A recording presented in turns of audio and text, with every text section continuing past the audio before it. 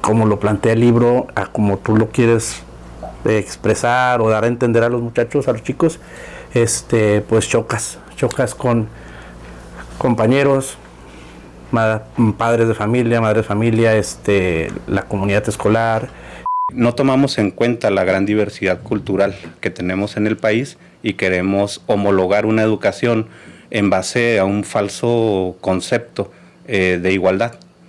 Con la mejor educación, como en el caso de Finlandia, donde la educación realmente socialista o comunista, se podría decir, porque todos tienen acceso a la misma educación.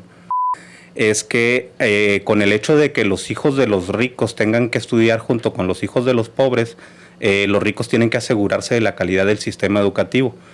Pues entiende lo que es un oprimido y un opresor para empezar. Entonces la pregunta se queda ahí al aire, ¿no lo entiende? Pues yo creo que sí. Bueno, si se lo explica, sí. Yo veo niños, pero de entrada no creo que no. Yo de entrada no creo que el niño te pueda definir que es un opresor. Yo siento que es bien fácil explicárselo. El que te da los madrazos y el que lo recibe. Sí. Uno de los problemas muy grandes que hay pues son las familias. En realidad, o sea, esta familia que, pues, es que mi mamá estaba con un amigo, pero al día siguiente estaba con otro amigo. Pues son muchos amigos, son amigueros. Exactamente, entonces... Eso es socialista. Entonces, enseñando a socializar. Hay un problema. El maestro tiene, al final de cuentas va a recaer en el maestro, todo como siempre. Tiene que ver cómo le hace, tiene que ser ingenioso, tiene que tener los argumentos, tiene que saber cómo llegar. El hecho de que un padre te diga que no lo menciones no significa que los niños no andan desde los 8 años, yo los veo jugando y te dicen, me la aquí en los hijo de tu madre, y te ponen a decir unas palabrotas. Oye, ¿pueden aprender eso? Pues ¿cómo no pueden aprender para qué realmente es el órgano sexual masculino? O sea, yo no le veo ningún problema. Lo más controversial, más que nada, pues es la ideología de género, ¿no? La maqueta de la eyaculación, es lo que mucha gente está renegando. Que dice, le dedicas, creo que 5 o 6 páginas a la elaboración de una maqueta de una eyaculación, pero a matemáticas de más de 200 la bajaste a 20.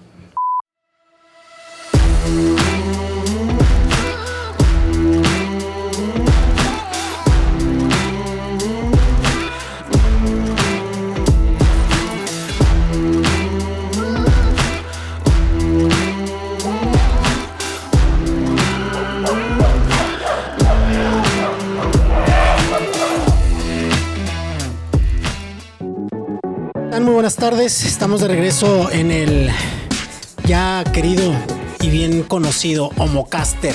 Un capítulo más, un episodio más, donde pues obviamente hoy tenemos un programa donde hay mucha carnita donde trabajar. Hay un tema que está a nivel nacional con los ánimos muy encendidos en todos los sectores, tanto políticos, empresariales, sociedad civil. Incluso hay una demanda o un amparo interpuesto por un chavito. ¿Hasta qué grado hemos llegado en este tema? Y es por eso que también tenemos invitados expertos en la materia para que nos den, entre ellos, pues obviamente su punto de vista de lo que está pasando. ¿A qué nos referimos? A los famosos nuevos libros de texto que pues prácticamente ya se editaron por parte de la Secretaría de Educación Pública y que está próximo a empezar el ciclo escolar. Pero pues sin más ni más, Huguito, te doy la bienvenida aquí a la cueva del Homocaster. Excelente. Ya queríamos abordar este tema, la verdad. Ya era necesario. Porque era necesario, porque está dando mucho de qué hablar. Y sobre todo aquí, en donde nosotros nos encontramos, en donde ser docente, ser profesor no es nada fácil. Yo creo que hay muchos lugares en los que también es muy complicado serlo, pero se supone que en nuestro programa buscamos, como usted lo sabe, hablar sobre la evolución de las cosas y de las personas. Todo pues se supone que tendría que tender a mejorar.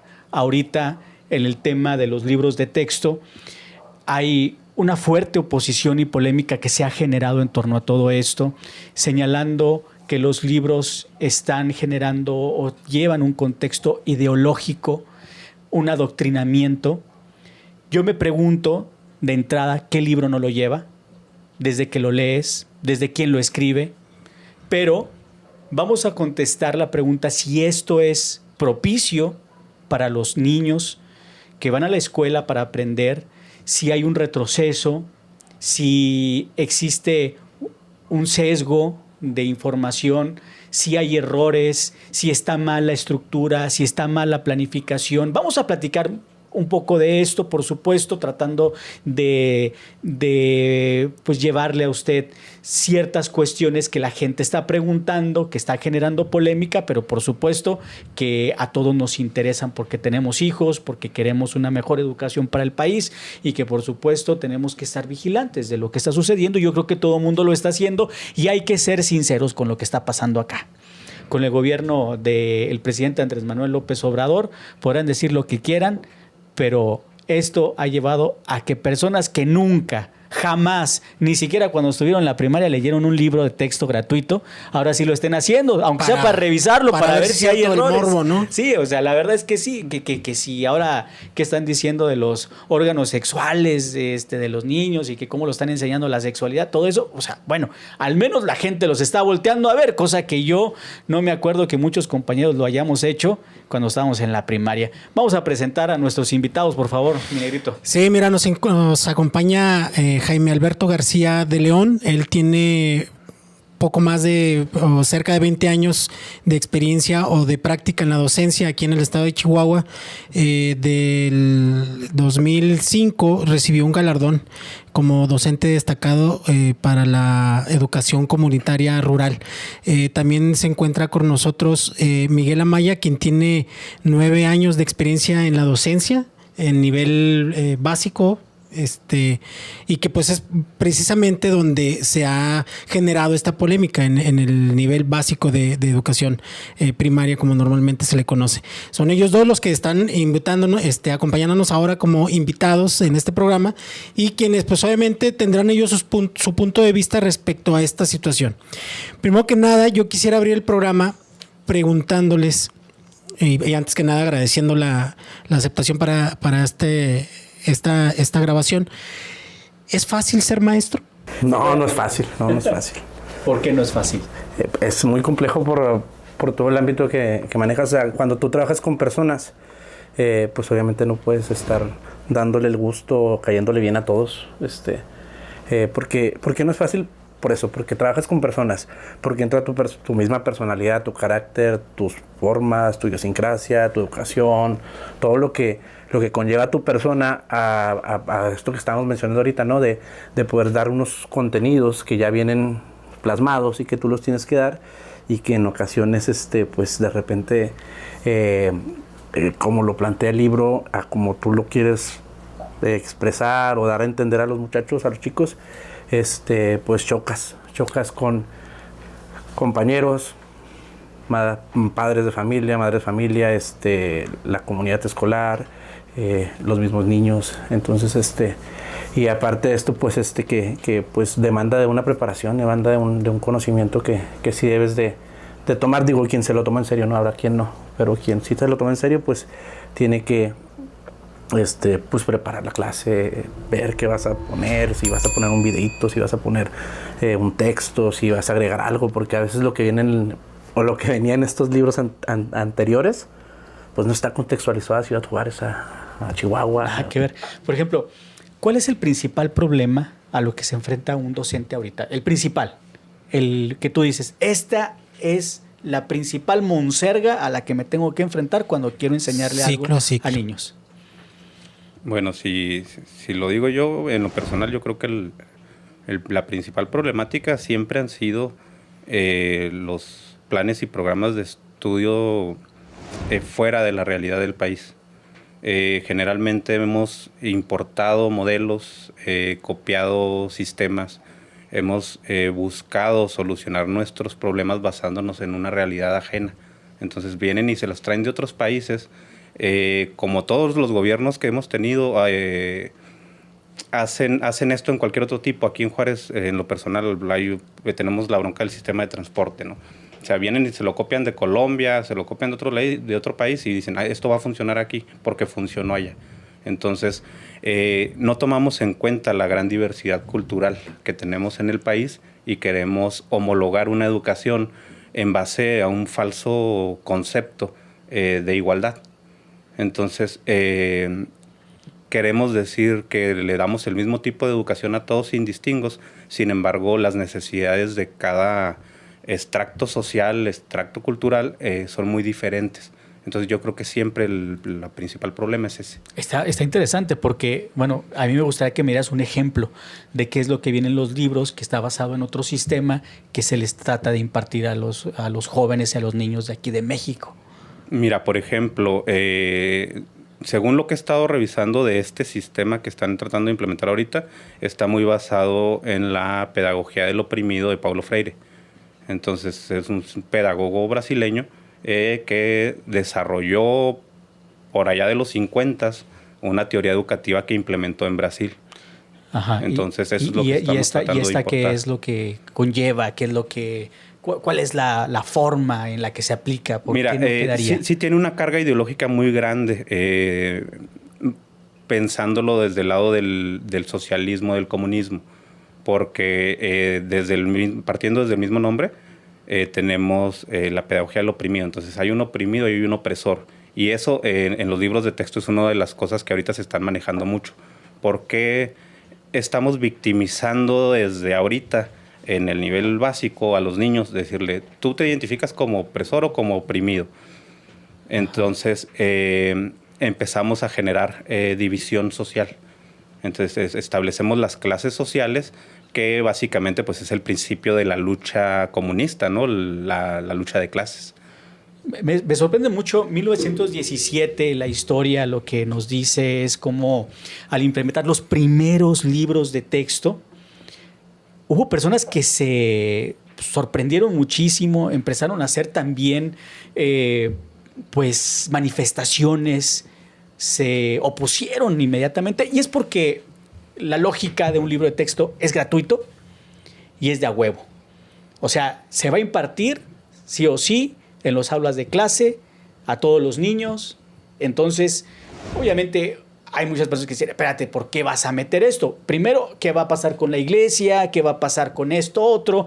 Y muchas de las veces en diferentes partes de la historia, en 1917, 1960, los argumentos eran esos, que los libros de texto contenían temas que eran comunistas, que eran sobre el socialismo, el comunismo, y que esto iba a perjudicar al país. Ahora, me pregunto si realmente lo que viene en los libros, realmente puede convertir a un país capitalista, a un país basado en la estructura que tenemos, al comunismo. O sea, ¿crees que esto sí amenaza o simple y sencillamente por cuestión de ideología, pues simple y sencillamente está mal victimizar a la sociedad? Mira, en lo personal considero que no es la forma. No considero que esté mal el tratar de generar una percepción en los alumnos de sus realidades. Lo que considero que está mal son esas formas, porque a final de cuentas tenemos muchos otros ejemplos de países con la mejor educación, como el caso de Finlandia, donde la educación realmente socialista o comunista, se podría decir, porque todos tienen acceso a la misma educación. Es decir, por ejemplo, en Finlandia no existe la educación privada. Así es. Entonces eso le garantiza a cualquier ciudadano que va a tener el mismo tipo de educación. Sin embargo, no trae carga ideológica. Trae un desarrollo muy claro para ellos y les garantiza a cualquier alumno que va a tener el mismo tipo de educación, y se aseguran, por ejemplo, una de las cosas que a mí me parecen más interesantes del sistema finlandés es que con el hecho de que los hijos de los ricos tengan que estudiar junto con los hijos de los pobres, los ricos tienen que asegurarse de la calidad del sistema educativo. Entonces, aquí vemos una contradicción muy grande con el hecho de que el hijo de López Obrador esté estudiando en Inglaterra y no en México. ¿Por qué? Porque entonces no estás confiando en tu sistema. Oye, eso está bien interesante. Sí, o sea, sí está interesante, pero, o sea, quiero como que trasladar el punto que se me hace también muy interesante a nivel local, porque, o sea, imagínate, está muy padre todo eso que se pudiera llegar a concretar, pero culturalmente aquí en Juárez, hasta en colonias nos caemos mal, o hablamos mal entre colonias. O sea, de aquí a Las Torres ya todo el mundo tacha a los de las torres. Este es bien clasista, ¿eh? O sea, aquí no quiere a los de las torres. No sé qué tiene contra ellos. Es que es una ciudad aparte, nada te creas. O sea, a lo que me refiero precisamente lo que dice Jaime, o sea, culturalmente aquí Ciudad Juárez es muy complejo. Y allá, yéndonos a un espectro más grande, pues México, pues obviamente es multicultural. Entonces, ¿cómo poder llegar a ese punto de tener una educación pareja para todos cuando culturalmente y socialmente no nos adaptamos a querer ser respetables como ciudadanos? O sea, es decir, yo a lo mejor ahorita estoy a todo dar platicando con ustedes, pero saliendo a lo mejor empiezo a hablar mal de Hugo. O sea, ya estoy, mi esencia, mi ideología no me va a permitir a lo mejor poder desarrollar ese tipo de educación, ¿o estoy equivocado? Es que es bien complejo, o sea, no está nada sencillo. Es que bueno, a lo que tú estabas diciendo ahorita y lo que yo pienso, es que ahorita ni siquiera estudiar la universidad te garantiza algo, no te garantiza que vas a tener trabajo, no te garantiza que vas a estar bien aquí en México, por lo menos. Entonces, la diferencia a la que yo puedo evocar en la educación, ni siquiera es que estudies en el TEC de Monterrey, es el dinero que tienen las personas que pueden estudiar en una escuela privada, como puede ser el TEC de Monterrey, y que su visión sobre el mundo, sobre los negocios, es muy diferente a lo que te van a impartir en una escuela pública, que la escuela pública termina en la preparatoria. Bueno, en el mejor de los casos. En el mejor de los casos, la preparatoria, la secundaria.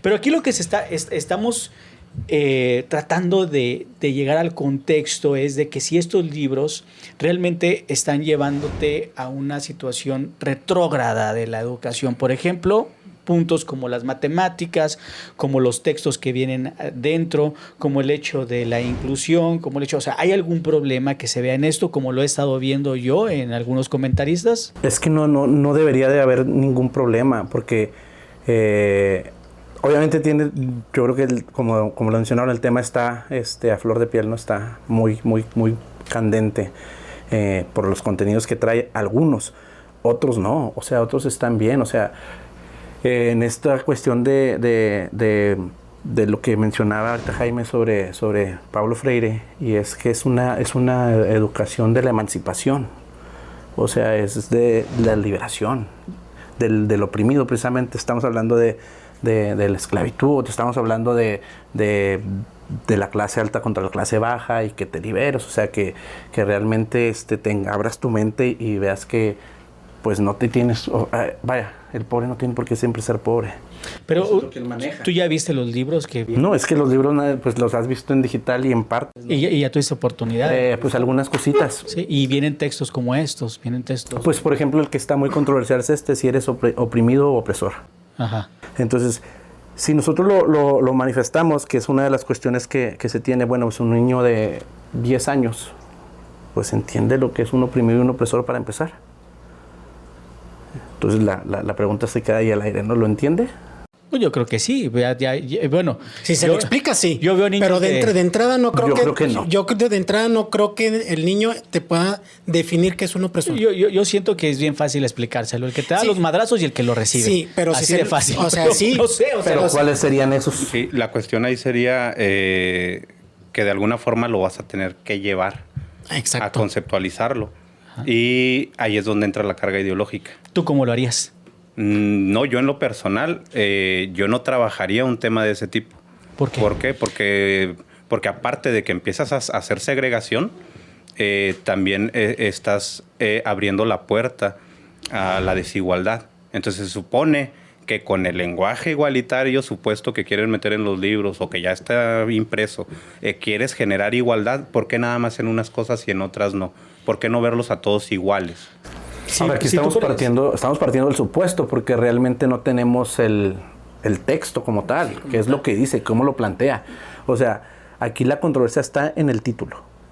En el título ya dice algo, claro, te dice a ti algo como adulto. y que tienes ya cierto pues bagaje cultural, ya tienes historia y entiendes y más si empiezan a meter a Marx, empiezan a meter a comunismo, socialismo, empiezan a meter todo este tipo de ideologías, pues uno como adulto dice, va para esta línea, pero en realidad te digo, ya teniendo el texto, pues ya el maestro puede decidir cómo lo va a llevar, porque al final de cuentas eso es lo que se plantea. Tú tienes libertad de llevarlo como tú lo consideres. ¿Por qué? Porque tienes que contextualizarlo. O sea, yo trabajo en una zona, pues está complicada. ¿Qué te refieres con complicada? Porque yo creo que todas, pero por ejemplo, ahora cuando ha habido estas, por ejemplo, el Jueves Negro. Sí. Allá en la colonia fue donde quemaron camiones. Bueno, el contexto del Jueves Negro es que aquí se armó un desmadre, hubo quienes prendieron fuego a oxxos, camiones, hubo violencia, balacera, a eso se muertos. refiere. Sí. Y me refiero a qué te refieres con que está muy difícil, es porque está en una zona periférica. Pues ¿Está ya en no, una zona ya no alejada? está tan periférica, o sea, ya para allá la ciudad ha crecido bastante. Pero no sé. Pero está muy castigada, ¿no? Pero Está castigada, está pues con conflictos de drogadicción, de pues inseguridad. inseguridad, exactamente. Por ejemplo, a la escuela cada ratito la roban. O sea, por ejemplo, ahorita vamos a regresar. Y eso es lo que yo pensé que ustedes me iban a decir. Yo pensaba que uno de los principales problemas para un maestro era los recursos económicos, tener que dar clases en salones que no tienen aire acondicionado, que no tienen calentón, que tienen goteras. Yo pensaba que para mí ese sería el principal problema, porque si un niño no está a gusto, pues no va a aprender. Si tiene calor, si tiene inseguridad, si le acaban de robar su casa, si les acaban de quitar a ustedes los pizarrones, si le acaban de quitar los proyectores, las computadoras. No sé si ese es un problema. Sí, o sea, te digo, o sea, todo esto lo tienes que llevar por ejemplo, te lo pongo muy sencillo. Uno de los problemas muy grandes que hay pues son las familias. En realidad, o sea, esta familia que pues es que mi mamá estaba con un amigo, pero al día siguiente estaba con otro amigo. Pues son muchos amigos, son amigueros. Exactamente, entonces Eso es socialista. Entonces, Te está enseñando a socializar. hay un problema en el cual también y me refiero a ese título, o sea, oprimido opresor, pues el niño va a entenderlo hasta lo que él alcanza a ver y lo que está dentro de sus posibilidades ver. Entonces a lo mejor el opresor, ¿quién va a terminar siendo? Pues uno de los amigos, ¿no? Sí. Entonces, Viendo el ¿cómo trato. lo vas a llevar? ¿Cómo lo contextualizas tú el tema? Porque obviamente te están dando algo, ahí está. Tú lo tienes que pues llevar al grueso de tu grupo. Para esto pues tienes que conocer a tu grupo. Tienes que saber hasta si tienen puertas en sus recámaras, en sus casas, si hay cierta privacidad, si hay o sea, es difícil contextualizar ese tipo de cosas porque el maestro tiene al final de cuentas va a recaer en el maestro, todo, sí, como siempre. Tiene que ver cómo le hace, tiene que ser ingenioso, tiene que tener los argumentos, tiene que saber cómo llegarle. Y al final del día tiene que sortear, más bien del ciclo, tiene que sortear la suerte con los papás. Porque decir, oye, pues mi hijo de por sí no sabe y ahora con esos cambios no aprendió, ¿cuál es tu...? Te la pongo bien sencilla. En el libro de cuarto grado de los anteriores, cuarto grado y quinto grado, debe de venir también. Quinto estoy seguro que viene, creo que en cuarto se me empieza a mencionar los aparatos reproductores. Se empiezan a mencionar. Y llega un momento en el que tú lo estás viendo y de repente sí te llegan porque pues estás metiendo con un tema tabú. Y te dicen los niños, ¿qué quieres saber, maestro? No, bueno, los niños puede que sí, pero llegan papás y te dicen que, oiga, pues esto no lo mencione. O esto, pues, entonces... Pero, o sea, estamos claros de que el hecho de que no lo menciones no significa que desaparezcan los homosexuales. ¿No? El hecho de que no menciones el comunismo no significa que no pasó como una parte importantísima de la historia en el mundo. El hecho de que un padre te diga que no lo menciones no significa que los niños no andan desde los 8 años, yo los veo jugando y te dicen, me la aquí en los hijo de tu madre, y te ponen a decir unas palabrotas. Oye, ¿pueden aprender eso? Pues ¿cómo no pueden aprender para qué realmente es el órgano sexual masculino? O sea, yo no le veo ningún problema, pero no sé si hay un problema al momento de enseñarlo. Mira, yo por ejemplo, me voy yo a mi persona. A mí me tocan los temas de sexualidad en quinto de primaria, vaya del 97 más o menos, cuando estuve en quinto de primaria. El cambio, Sí. ¿no? Cuando se empiezan a mencionar, ¿no? Bueno, a mí ya me tocaron, yo no sé si antes hubo o no hubo. Entonces, me toca y generalmente la reacción entre los compañeros pues era de cierta burla, era de cierto morbo. Sin embargo, pues yo ya sabía, o sea, yo en realidad no lo vi ni bien ni mal. Nunca vi un padre de familia en aquellos años, que se supone que estábamos todavía más atrasados que ahora, que fuera a reclamar al profe porque habíamos visto los temas. El problema en este caso es la forma en la que se están integrando estos temas. No es que vengan o no vengan, porque desde que estuve yo ya venían. ¿Y de qué manera se están integrando ahora? Por ejemplo, lo más controversial, más que nada, pues es la ideología de género, ¿no? La maqueta de la eyaculación, es lo que mucha gente está renegando. Que dice, le dedicas creo que 5 o 6 páginas a la elaboración de una maqueta de una eyaculación, pero a matemáticas de más de 200 la bajaste a 20, ¿sí? Entonces, en lo personal, para mí lo más difícil sí es la ideología de género. El hecho de que se incite a los niños a experimentar diferentes roles de género. Ahí nos estamos adelantando mucho y creo que ahí sí estamos invadiendo lo que le corresponde a la familia trabajar. O sea, para mí eso es lo más peligroso, porque esto no responde a López Obrador, no responde a un loco que se le ocurrió meterlo en el sistema. Esto responde más que nada a agendas globales que se vienen repitiendo en muchos países.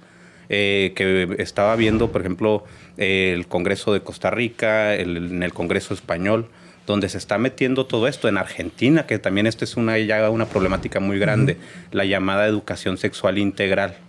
Esa llamada educación sexual integral lo único que está haciendo realmente es sexualizando a los niños. Entonces nos estamos metiendo en ese ámbito, no nos estamos metiendo en el ámbito biológico, nos estamos metiendo en el ámbito ideológico para sexualizar a los niños. Y aquí lo peligroso está que con todo este asunto que después viene de la igualdad y de las comunidades de LGBTs y todos los signos más que manejan, estamos poniendo mucho en riesgo a los niños al sexualizarlos desde temprana edad, porque estamos naturalizando el sexo. Ahorita, de hecho, este año, el 8 de marzo, surge un documento de la Comunidad Internacional de Juristas, ONUCIDA, y creo que de la Oficina del Alto Comisionado de las Naciones Unidas para los Derechos Humanos, donde prácticamente están mencionando la despenalización de la pedofilia. Uh-huh. Entonces, básicamente esta agenda, que también tiene que ver con la agenda del 2030 de la ONU, está sexualizando a los niños probablemente para poderlos abrir a este tipo de cosas, porque ahora dicen en este documento, en el apartado 16, que aunque la ley lo prohíba, si hay un consenso entre el menor y el adulto para tener sexo, sería legal. Entonces, yo creo que para allá va. La congresista del Parlamento español que menciono que estaba metiendo estos temas, lo vimos muy claro, es de las que anduvieron acá con Claudia Sheinbaum. Sí. Entonces, son personas que están manejando una ideología que va mucho más allá de López. Porque yo creo que en gran medida López Obrador ignoraba mucho de esto. El hecho de que haya tenido que sacar, que hoy justamente empiecen estas conferencias en las tardes, es porque le reventó en las manos. O sea, forzosamente va a tener que apechugar todo lo que puede y decir, sí, estoy de acuerdo, esto y otro. Pero conforme le fueron soltando todos los problemas, dice, órale, háganse responsables, ¿no? Yo creo que la muestra está precisamente de la persona que ocupa actualmente la titularidad de la Secretaría de Educación Pública, ¿no? Que es una persona que está completamente ajena a una experiencia y participación activa dentro de la docencia para llevar unas riendas de una institución que es, yo considero, de las más importantes. Muchos obviamente en salud, en seguridad, pero yo creo que también educación debe ser de las primordiales y de las más importantes a nivel federal. Y como muestra, pues es eso, es una persona que no tiene la preparación para hacerse cargo de este tipo de secretarías. Quiero hacer una lectura de un fragmento o de una historia que viene en uno de los famosos libros y que circula en varios medios de comunicación. Dice, es una lectura de El origen de los montes y se sobresaltan ahí unas letras. Dice, cerca de ahí vivía también un monstruo muy grande de testículos gigantes, uno rojo y uno azul. El niño decidió un día ir a matarlo. Tomó su arco y le apuntó. Primero le reventó el huevo rojo. El agua comenzó a correr y de ahí se formó el río Colorado. Enseguida le reventó el azul y así se formaron los mares. No sé si este texto sea parte de una leyenda que pudiera ser. De hecho, ahí viene la bibliografía. Sí. La bibliografía viene al final y estos textos son textos que escribieron niños que son indígenas y que son desde sus perspectivas también leyendas y mitos o cuentos que ellos les cuentan y ellos los escribieron y que se anexaron en estos libros. Y que bien se han dicho la palabra testículo, pues no creo que te vaya a asustar. Digo, hay cosas peores que te puedan asustar, pero no sé a qué punto ibas a llegar, perdón. Precisamente a eso, de que no es que nos espante, bueno, al menos en lo personal, no es que a mí me espante que utilicen ese tipo de lenguaje. Muy probablemente en la mayoría de los hogares mexicanos, el lenguaje florido es muy común. El hablarle a lo mejor al niño, al compadre, al amigo, al vecino con groserías, es de lo más común. No espanta que utilicen ese tipo de lenguaje, pero lo que sí yo considero que debería de llevarse hacia una situación más controlada es cómo vas a abordar, independientemente que sean, como tú lo comentas, unos textos traducidos o que provengan de algún tipo de leyenda. Si normalmente a un niño tú le hablas y le dices algún tipo de palabra que desconoce, se queda así como que... Y cuando lo cachas diciendo una grosería, se sonroja, se pone nervioso, no sabe cómo actuar. ¿Cómo como maestro vas a controlar a 35, 40 niños cuando le empieces a hablar de la erección del pene? Porque se van a sonrojar o porque no van a saber cómo reaccionar o porque no es lo mismo que lo vean dibujado a que lo vean en una maqueta. Estás en automático, considero yo, despertando ese morbo de lo que estás hablando. No es lo mismo que digas, ok, vamos a dibujarlo como parte de una tarea, parte de los órganos, a que ya lo expongas a tratar de despertar el morbo de a sus 9, 10, 11 años a lo que es una eyaculación y una erección, considero yo. Mira, yo por ejemplo con lo del lenguaje, en el caso específico de los textos que han metido que dicen que son de niños, para mí esto es parte de la misma falsa inclusión que quieren disfrazar en los textos. Mi experiencia en educación rural, estábamos nosotros obligados, por ejemplo, a si en la comunidad donde trabajábamos había algún adulto mayor, alguna persona con alguna leyenda, con alguna historia, nosotros la teníamos que recopilar.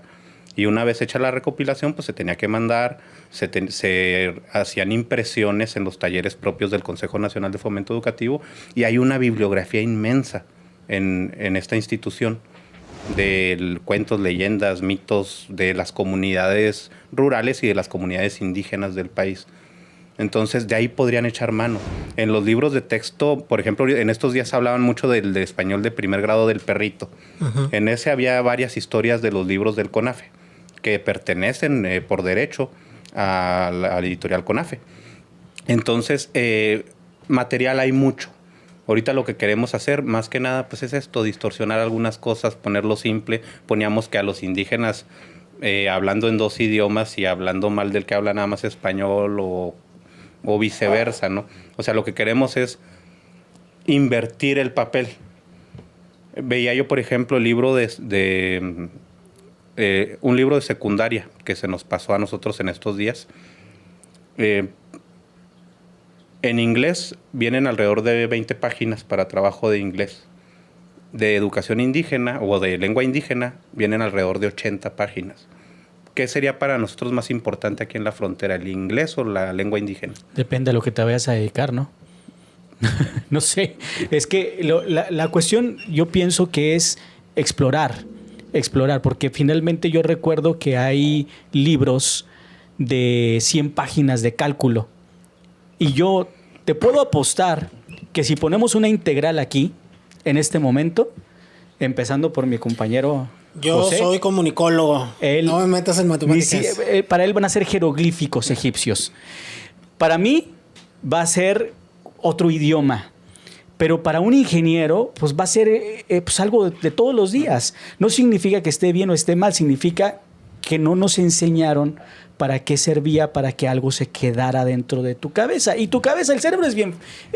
la naturaleza es bien inteligente.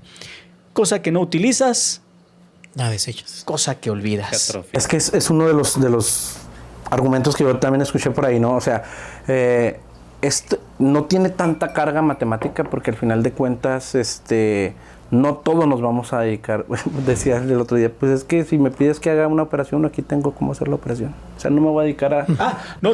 Yo pienso que sí debe de tener carga matemática. Ok. Yo jamás diría que no. Porque era como el ejemplo que ponía Jaime, o sea, ¿qué te sirve más aquí? Entonces, entendí yo el comentario en base a lo que hemos estado escuchando. Yo digo que es tan importante una cosa como la otra, en cualquier contexto. Okay. Y sobre todo para mí, para México, es importantísimo su historia y la riqueza, porque hay una riqueza indígena. cultural Pero enorme. yo entiendo los libros de texto y ustedes me pueden desmentir, porque en las matemáticas vienen libros en los que te dicen cómo se hace un procedimiento, pero el libro de ejercicios es un libro que parece Biblia o es un cuaderno de ejercicios grande en donde tú tienes que practicar, llevarlo a la práctica una y otra vez para que no se olvide. Sí. No sé si estoy bien. Aprender por medio de la repetición hasta el momento, hasta llegar a la mecanización, pues no sirve. O sea, eso es cierto totalmente. Porque lo mecanizas, o sea, simplemente terminas haciendo mecánicamente las operaciones sin mediar un razonamiento. Cuando se presenta una situación en la cual tienes que aplicar ese conocimiento que tienes mecanizado, pues resulta que estás esperando que te digan, o sea, que te pongan el problema escrito. ¿Qué tengo que hacer? Porque no lo puedo. Y es justo, yo creo, bueno, más bien yo pienso que a lo mejor es justo donde radica el problema, o la inquietud más que el problema.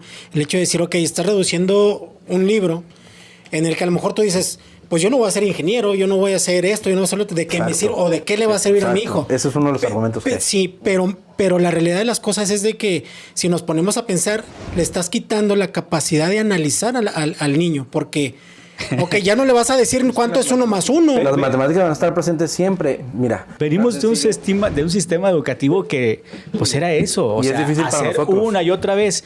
Y yo no siento que venga del mejor sistema. Yo creo que el sistema educativo que realmente funcionó fueron los chingadazos que me dio mi madre. Es que mira, yo por ejemplo, O sea, en cuanto a lo de matemáticas, no estoy tan en desacuerdo que sean pocas páginas. ¿Sí? A mí me llama la atención lo de inglés y de lengua indígena. ¿Por qué? Porque te digo, dejamos siempre de lado la realidad específica para irnos a una realidad general.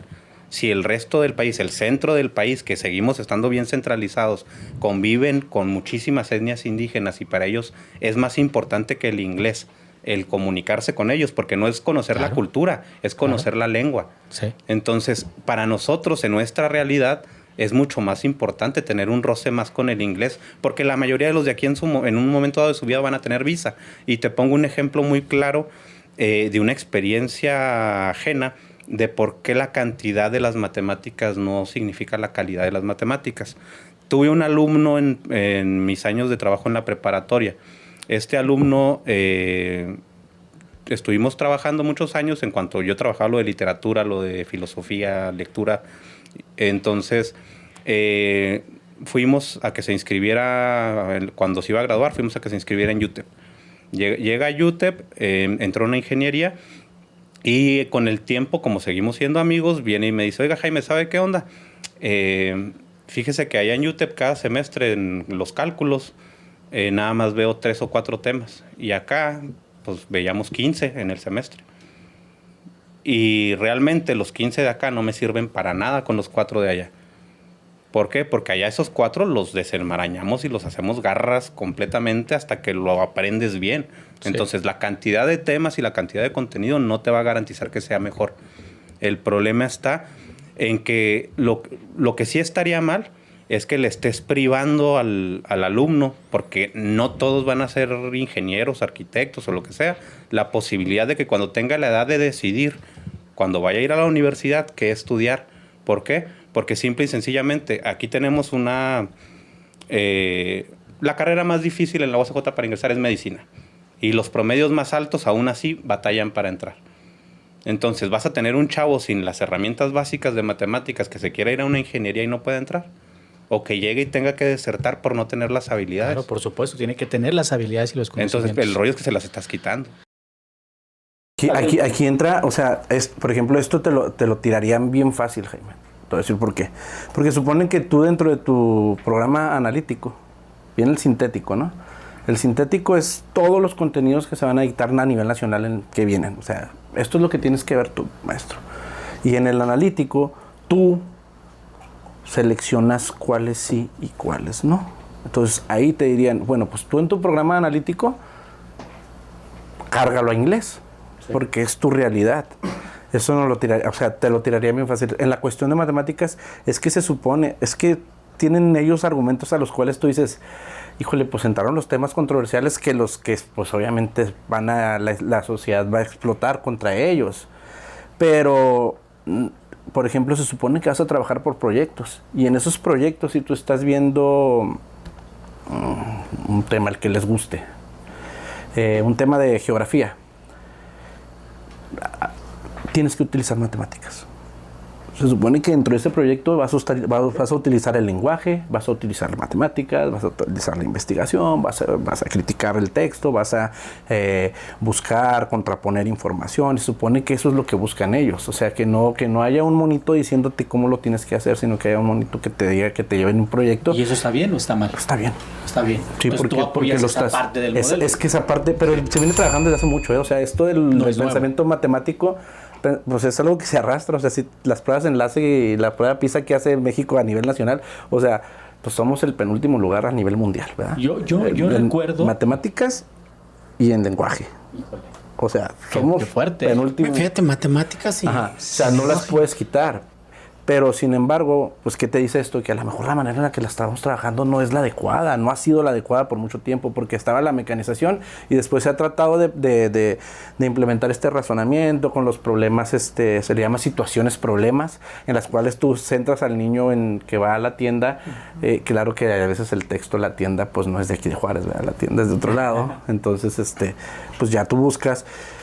Y a veces el niño, pues sí, tiene el problema y a veces batallas para que un niño decida qué operación tiene que utilizar. O sea, que él discrimine y diga, pues esto no es una resta, esto es una suma, esto es una multiplicación, aquí tengo que dividir. O sea, ya plantear el problema, tú dices, y esto no es un problema matemático, es un problema de comprensión lectora. El niño no está comprendiendo lo que está leyendo. Entonces, ¿qué quiere decir? Ahí está la apuesta, o sea, claro, todo lo que cambies y todo lo que busques cambios, pues va a generar inconformidades y vas a sacarlos de... resistencia. Claro, porque te está saliendo de pues, tu comodidad. Sí, estoy de acuerdo con Jaime en que hay temas y hay cosas, por ejemplo, ahorita lo que decíamos de este texto, pues obviamente yo entiendo que el lenguaje florido y que estás en una reunión no lo puedes controlar y los niños están escuchando y a los adultos que somos imprudentes y decimos cosas que no tenemos que decir. Pero estás en el rollo familiar y estás en una fiesta y todo esto. Pero ¿qué pensaría el grueso de la población? Bueno, sí, pero en la escuela, o sea, en la escuela se supone, este es el argumento, se supone que mi hijo va a aprender, se supone que mi hijo va a ser mejor, se supone que se debería de usar términos científicos, términos un poquito más, pues, escolares. Entonces, si no lo educo yo, ¿no? Y no será eso lo que nos aleja. Deme un segundo. ¿Está usted escuchando, para todos los que están en la radio, están escuchando ustedes a personas que se dedican a la docencia? Jaime Alberto García León, correcto. 37 años y ya tiene 20 años de experiencia en esto. Miguel Amaya tiene 39 años, tiene 9 años de experiencia en esto. Y son los que están en las aulas de clase.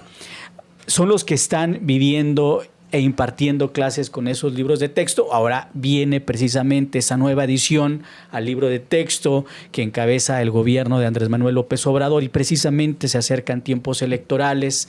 Y también yo les pongo esto en la mesa. Les pongo los 3,000 millones de pesos de material educativo que se gastan al año en los libros de texto. No es despreciable.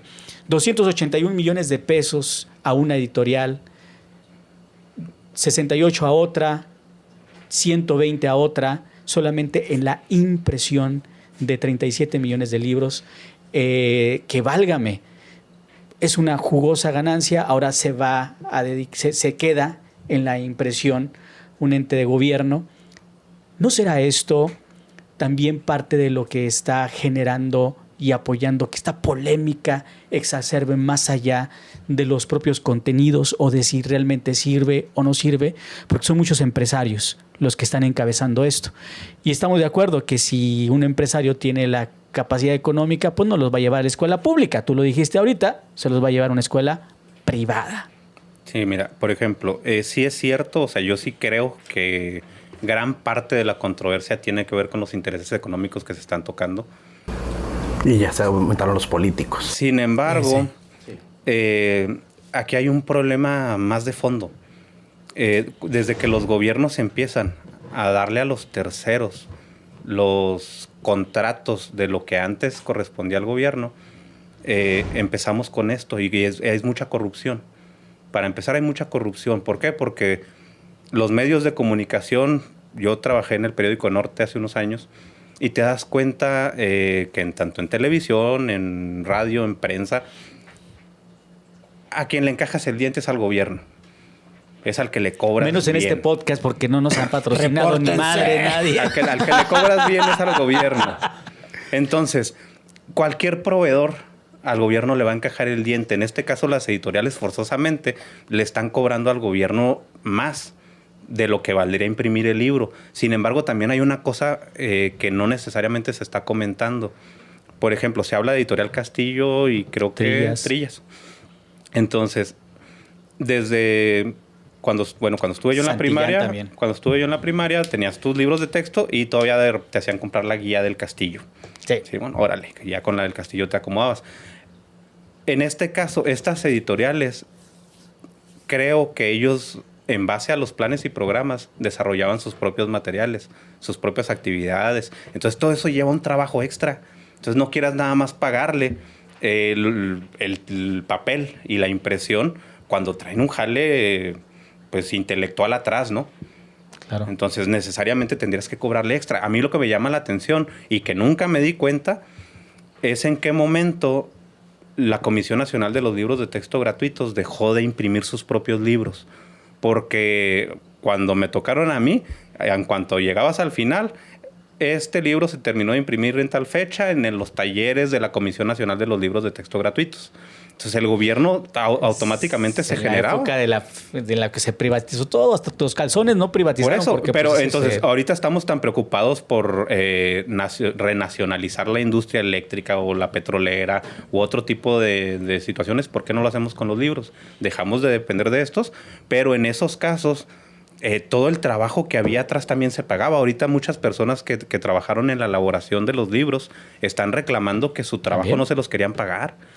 O sea, a los ilustradores, a los escritores, no les querían pagar. Era, te vamos a dar difusión y date por pagado, ¿no?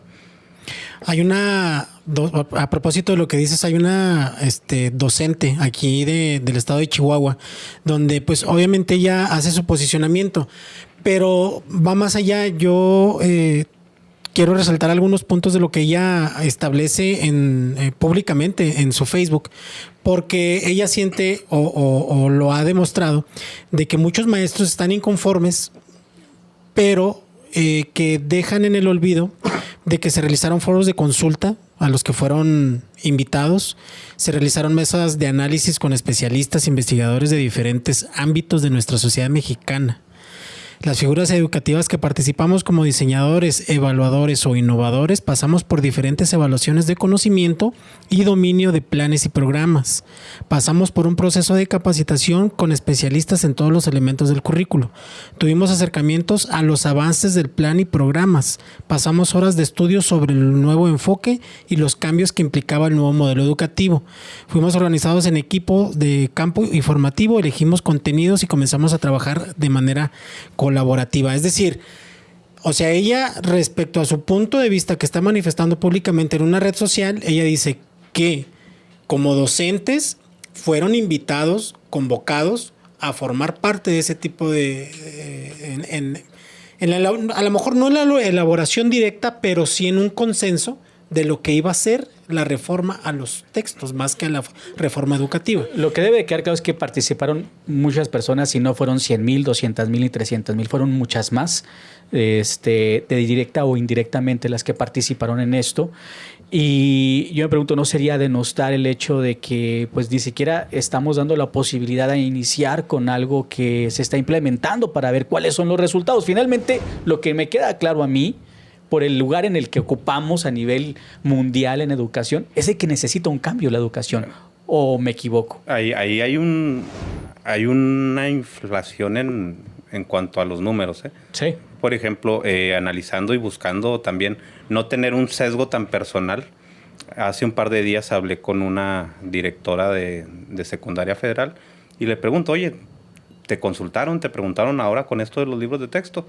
Ah, sí, nos invitaron a una conferencia así, pero haz de cuenta que realmente nos los presentaron, o nos presentaron más o menos de qué iba. O sea, realmente no nos preguntaron qué. Y a todas esas personas que se las jugaron así, también los están contando.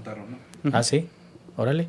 Eso es interesante investigarlo. Es que sí es muy interesante. Sí, y este es un tema larguísimo. Mars Arriaga, el que es el director, Orgullosamente. Director de Materiales Educativos de la Secretaría de Educación Pública. Dilo. Orgullosamente Juaritos. Estudió en la Universidad Autónoma de Ciudad Juárez y estuvo trabajando como investigador, doctor en Filología Hispánica por la Universidad de Complutense de Madrid, con diploma de estudios avanzados. Obviamente él va a defender su trabajo, defiende el trabajo de muchas personas que dicen que están involucradas. ¿Ustedes creen que merece el beneficio de la duda estos libros de texto? O como dice el presidente de Acción Nacional, hay que quemarlos porque son templos de la adoración a Andrés Manuel. O sea, yo siento que también se la jaló con esa... Pues es que es lo que decíamos ahorita, ¿no? Ya se politizó. O sea, estamos a un año de elección presidencial y pues les están dando material pues, ¿quién es el contrincante y quién es el oponente más fuerte? Mira, yo ahí veo que tienen razón ambas partes y ambas partes están totalmente equivocadas en cuanto a las formas y al fondo. Porque, por ejemplo, sí hay una entronización de López Obrador en los libros. A López Obrador, digo, yo me considero en general obradorista. Yo realmente en la gestión de López yo únicamente tenía un conflicto muy marcado con el ataque a las cuestiones de seguridad y no había tenido otro conflicto en cuanto a su política hasta este momento. Sin embargo, hubiéramos dejado que la historia lo juzgara y lo entronizara por sí misma, no dentro de su propio gobierno. En este caso, por ejemplo, hablaban unos, ¿no? Hacen mucho énfasis en que le robaron la elección del 2006. Sí, pero no menciona tampoco el fraude del 88 de Cárdenas, porque pues estaba Bartlett y a Bartlett ahorita lo tiene López Obrador trabajando con él. Sí, claro, entonces, pues ¿quién escribe la historia? Entonces nos vamos haciendo selectivos de la historia, entonces realmente no estamos enseñando historia. En este caso, yo en lo personal, no creo que vaya a resolver problemas esta reforma, como no lo han resuelto las últimas. Yo vengo en reforma tras reforma. Yo cuando empecé a trabajar en educación rural trabajábamos lo que le llamaban las competencias, pero realmente un sistema por competencias eficiente, bien estructurado, que de esos de los que venían diseñados internacionalmente, pero que se adecuaban perfectamente a la realidad. El problema es que nada más se trabajaba en educación rural y los resultados eran magníficos. Eso de eliminar los grados escolares, nosotros teníamos nada más 3 niveles en primaria.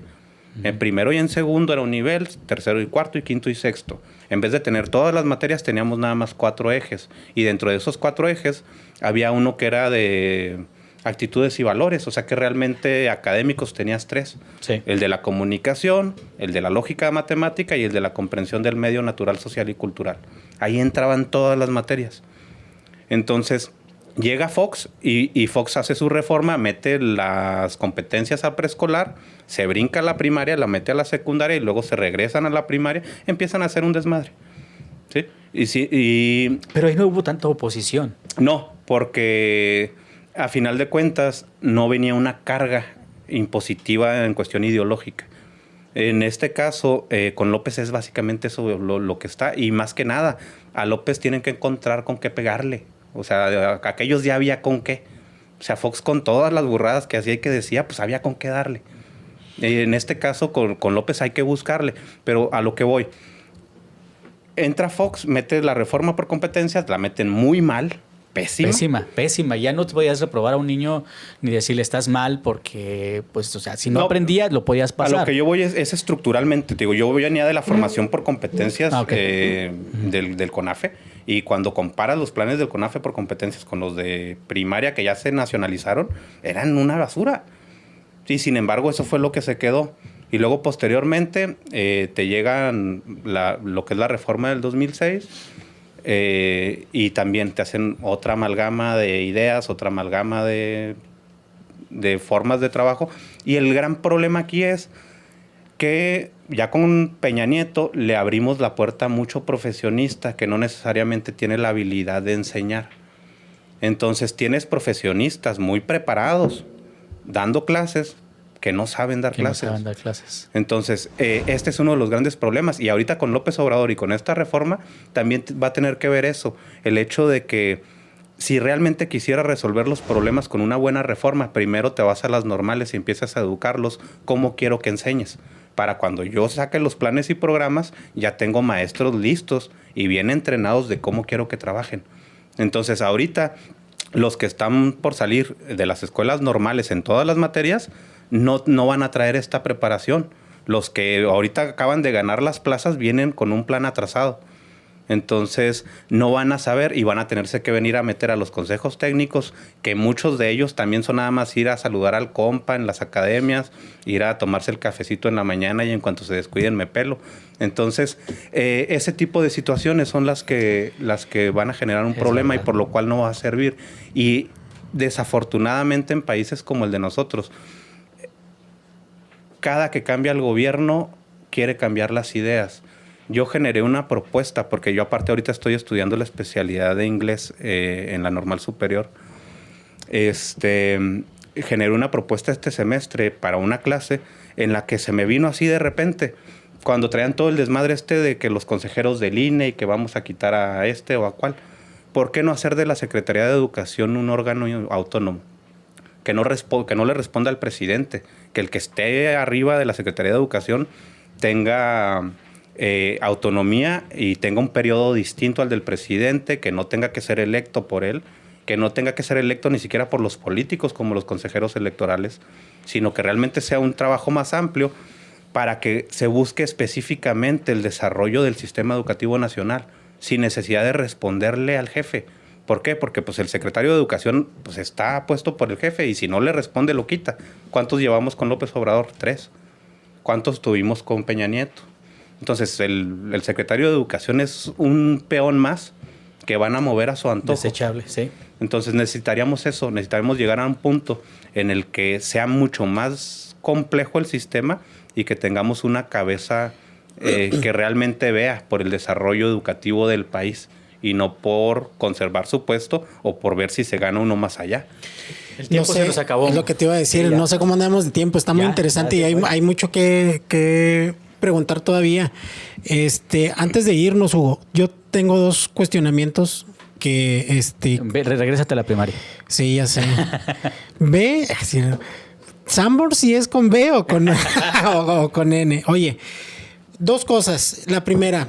Ya estábamos hablando ahorita de que hay mucha gente que está haciendo mucho ruido por el tema de los libros, empresarios, políticos, sociedad civil en general, pero hay un movimiento que también se está haciendo muy presente, y esto lo traigo a colación porque México representativamente es un país católico. Y está uno de los movimientos, o uno de las acciones sociales, es el movimiento familiar cristiano. No sé si es así el término correcto de las siglas MFC. Ustedes, en su punto de vista, ¿creen que la participación de ellos abone a esta situación en cuanto a yo creo que ellos lo que expresan más es la ideología de género que viene en los libros. en su punto de vista, ¿creen que abona que la Iglesia Católica o ciudadanos que son católicos alcen la voz en este tipo de situaciones? Que abone. Julio, pues es que pues es el ejercicio de la democracia, ¿no? De poder decir lo que piensan. Obviamente pues son padres de familia que les está pegando y que obviamente no quieren que ciertos contenidos se aborden, ¿no? Aparte estamos hablando, estructuralmente estamos hablando de una religión, o sea, que tiene sus estructuras muy fijas, sus posturas, que obviamente pues no, pues hay hombre y mujer, ¿no? Para la religión. Entonces el entrar con LGBT y más, pues claro que no va a estar. Ellos lo van a defender, obviamente.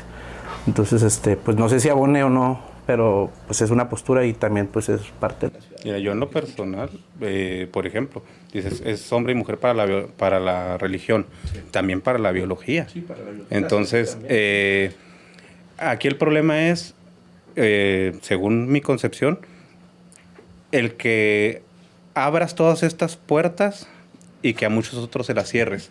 Porque, por ejemplo, sería simple y sencillamente, aquí está esto otro. Aquí, si te digo que puedes ejercer tu sexualidad libremente, pues también la religión te dice que hasta que te cases, ¿no? Claro. Entonces, nada más, ahí están. Hablan del pensamiento crítico. O sea, y realmente nada más te están dando una postura. O sea, mejor te doy los panoramas y analízalo, critícalo, decídelo, encuéntralo. Pero es que esto ya viene, ¿no? O sea, ahorita por ejemplo, lo estamos viendo que lo van a plantear en un libro, pero pues Disney ya te lo está poniendo. Las películas. Y no significa que el hecho de que te lo ponga una empresa, porque lo que persigue es obviamente su poder económico adquisitivo, pues significa que esté bien, pero también no significa que tus hijos cuando tienen el celular, porque quienes educan ahorita, la mayoría de los niños, es el celular. Ahí ya están viendo la eyaculación, están viendo relaciones sexuales, están viendo pornografía, están viendo palabras antisonantes, están viendo muchas cosas que finalmente pues podemos llegar hasta manejar la doble moral de decir, no, es que cómo puede ser posible, pero dejas que el celular adoctrine a tus niños para donde sea. Pero no significa que eso esté bien o esté mal. Bueno, yo al menos a lo que veo es que tocan el tema de la diversidad de género. Esta estructura que manejaban ahorita, Movimiento Familiar Cristiano, pues sí, es un movimiento muy fuerte, muy importante dentro de la Iglesia Católica, porque precisamente habla sobre la familia. Y tienen talleres para padres, talleres para hijos, talleres para... O sea, sí tiene toda una estructura donde, por ejemplo, este argumento que estabas mencionando ahorita de que los cuidan mucho de los aparatos, o sea, de que están bien, sí están como muy al pendiente de los hijos, o sea, sí sería alguien que tiene la autoridad de levantar la mano. Y bueno, pues no sé. No, y es que a eso iba la pregunta, o sea, relacionada en el sentido de que, ok, se van suponiendo, porque al menos aquí en Chihuahua hay una controversia constitucional para que no se distribuyan esos libros. Algo dijo la gobernadora, ¿no? Sí, se supone que está esa controversia para frenar la distribución. O sea, en Chihuahua también está ese movimiento. Entonces, es decir, ¿cómo en caso de que sí se distribuyan, cómo va a chocar? O sea, finalmente va a haber un choque general para ese tipo de cosas. Y ahí te va, se supone que tú tienes, o sea, la nueva escuela mexicana se supone que estás centrada en la comunidad. O sea, tú debes de considerar a la comunidad. Y si tienes un grupo, un sector de tu comunidad escolar que no está a favor de eso, ahí ¿cómo le vas a hacer? Mira, mencionabas eso, de que si Disney te lo pone no significa que esté bien. Aquí hay muchas aristas y entre esas está la cuestión legal, de si es legal o es ilegal meter estas cosas, que si se hizo por fuera, por dentro de la ley. Estamos metiendo esos temas de inclusión, de equidad en general, así de la diversidad sexual y todo este tipo de cosas, supuestamente por la legalidad. Es lo mismo, no el hecho de que sea ley significa que esté bien, porque también fue ley perseguir a los judíos y no estaba bien. Sí. Entonces, claro, no necesariamente estamos realizando lo correcto por el hecho de que lo pongamos en las leyes. Sí, claro, y por eso es lo que yo digo, o sea, no el hecho de que no lo comente significa que deja de existir. Y yo, por ejemplo, si preparo a un niño para cuestiones de la vida, pues te tengo que decir, allá afuera existe el mal. Existen personas que son depravadores sexuales. Tienes que tener cuidado, así y así cuídate. Si te piden que hagas algo así y así, tienes que cuidarte. Entonces tienes que estar alerta. Desgraciadamente vivimos en una comunidad que puede ser hostil para los niños y el hecho de que no lo sepan no los salva del peligro. Entonces, estar conscientes de que existen las cosas, está bien, está mal. Puede existir muchos puntos de vista y yo creo que por eso precisamente se genera la polémica. Lo importante aquí es de que hay contrapesos. Por primera vez estoy viendo esto. Mira, por ejemplo, los delitos morales en sí no son delitos. Entonces, ¿qué significa eso? Que la moral le corresponde específicamente a la sociedad. Y eso es lo que deberías de dejarle a instituciones como la familia y no tratar de robarle la responsabilidad ni la obligación y mucho menos el derecho de que dentro de la familia haya ciertos temas morales que se tengan que trabajar ahí. Nos está regañando el productor, sí tienes razón, pero estamos en un país donde los padres, muchos de los padres son desobligados y no les interesa educar a sus hijos. Y lo vemos todos los días. Nos tenemos que ir. Y la mayoría de las familias somos disfuncionales. Entonces también es una situación muy compleja. Una conclusioncita, no nada más. Yo creo que todos estamos de acuerdo. Bueno, tenemos varios puntos de vista, pero yo creo que sí urgía una reestructuración de los libros. Eso sí.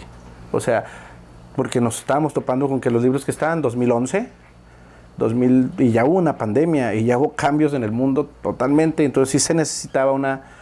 Ahora, ahorita preguntabas tú, y la entendí como manera de cierre, si le damos chance a los libros, pues es que les tenemos que dar porque no los tenemos, o sea, no los tenemos el todo para poder decir. Y escuchaba un senador, no sé quién era, que decía... Pues es que ya se mandaron a editar todos los libros, ya están hechos, o sea, ni modo que los, en contraparte con el del PAN, ni modo que los quemes.